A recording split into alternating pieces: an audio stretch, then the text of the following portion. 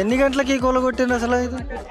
Sir వాళ్ళు పోలీసులు battalion అంతా ఫాలిన్ అయింది త్రీకి అయ్యారు సార్, ఫాలిన్ అయ్యారు మొత్తం. బెటాలియం బ్యాచ్ ఏంటి, మున్సిపల్ టీం మెంబర్స్ ఏంటి, ఇంకా ఏంటి ఎంఆర్ఓలు డిఆర్ఓలు అందరూ ఒక వాళ్ళకి సీక్రెట్ ఆపరేషన్ అంట. ఇది సీక్రెట్ ఆపరేషన్గా పెట్టుకొని పేదల మీద సీక్రెట్ ఆపరేషన్ ఏంటి సార్?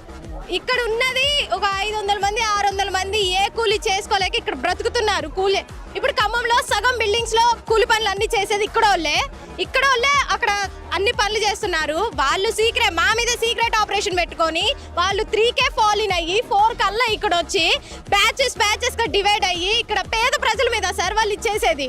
పేద ప్రజల మీద ఎప్పుడు వాళ్ళు దౌర్జన్యంగా ఎవరైనా అధికారులు ఏదైనా చేస్తున్నారంటే వాళ్ళ కోసం ఫాలిన్ అయ్యి వాళ్ళ కోసం అవన్నీ పెట్టాలి. పేద ప్రజల కాడికి ఫస్ట్ మాట్లాడడానికి రావాలి.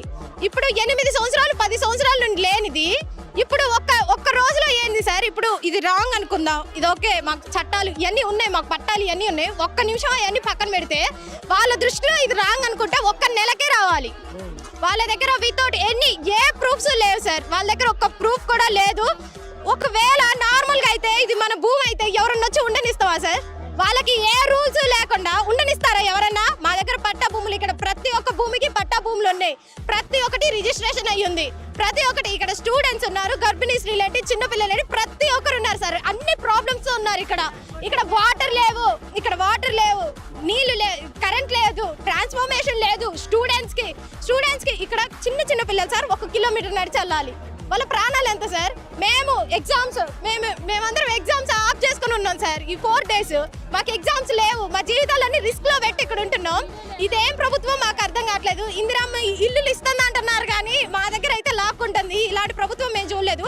మళ్ళీ ఖమ్మంలో 3 మంత్రులు, ఇది చాలా సిగ్గుచేటు చెప్పుకోవడానికి. మాకైతే ఖచ్చితంగా మాకు కేసీఆర్ పాలన ఉన్నప్పుడైతే అప్పుడు సార్ ఉన్నప్పుడు ఉన్నాం ఇక్కడే, ఒక 10 సంవత్సరాల వరకు ఇక్కడే నివసించినాం.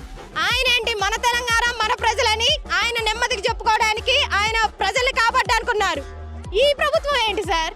ఇక ఇంకోసారి గెలవరని వాళ్ళకి అర్థమైపోయి భూములు మేపడ్డారు. మీరు చూసారు హైదరాబాద్ సిచ్యువేషన్ ఏంటి? 400 ఫ్యామిలీస్ 500 ఫ్యామిలీస్ లేపేసి విగ్రహం పెట్టడం అవసరం అక్కడ? వాళ్ళ ప్రాబ్లమ్స్ ఏంటి ఇక్కడ సార్? 2000 కుటుంబాలు. ప్రభుత్వం అంటే మాకు తెలిసినంత వరకు, అంటే మాకు చదువుకునే పిల్లగాళ్ళే తెలిసినంత వరకు ప్రభుత్వం అంటే ప్రజల కష్టాలను ఆదరించింది, ప్రజల కోసం నిలబడిద్దని మాకు తెలుసు. కానీ ప్రజల జీవితాలు డి అంటే డి, మేమేంటి సార్? మేము అధికారంలో ఉన్నామా? డి అంటే డి అంటానికి మాతోనే వాళ్ళు పోటీ పడేది.